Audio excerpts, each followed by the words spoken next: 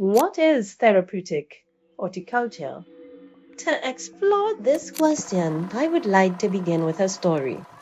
Several years ago, I interviewed Audrey Richards. Audrey was 97 years old. She was bedridden and blind in one eye. Yet, when I asked her about gardening, her face lit up. She began telling me about her grandmother, a formerly enslaved woman who cultivated food after emancipation.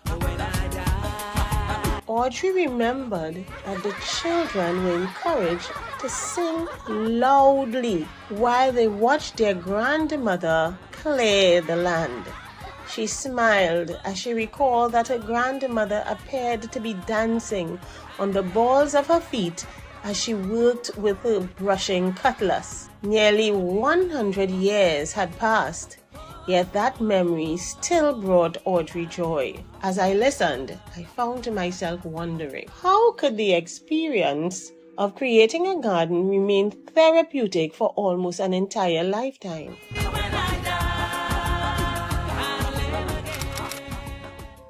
This understanding led to the development of the food park model. The food park is a living laboratory where people and nature become partners in the creation and nurturing of life. Through these common practices, people begin to develop shared ownership, shared responsibility, and shared purpose.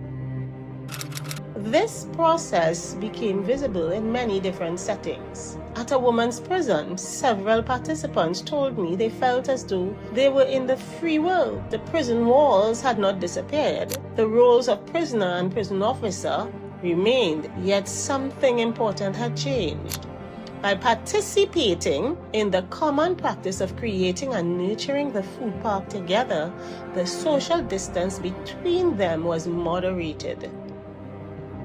My dear friend Joy Smart provided another lesson. As her life was drawing to a close, she contributed plants to what became the Joy Garden. She knew she was leaving behind a living legacy. On her birthday, family and friends gathered to plant together. The garden became a living expression of love that continues beyond death.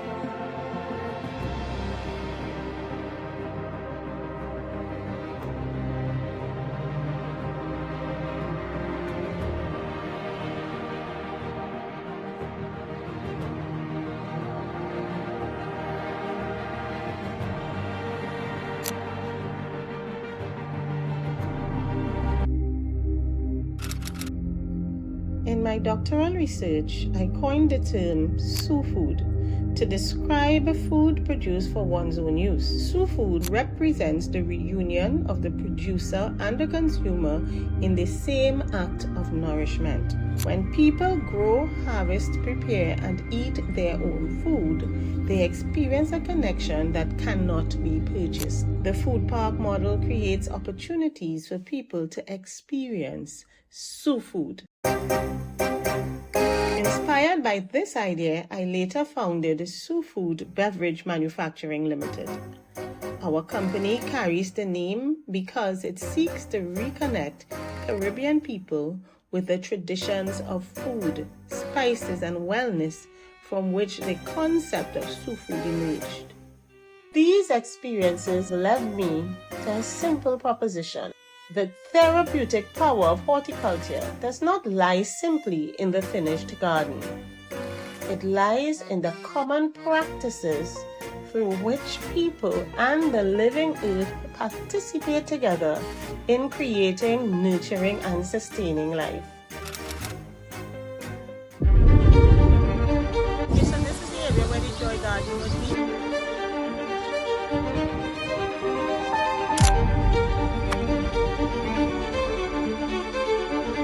Through these practices, relationships are restored, new relationships are established, participation is encouraged, different contributions become equally valuable.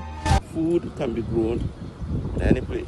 People reconnect with food, with nature, with one another, with memory, and with hope.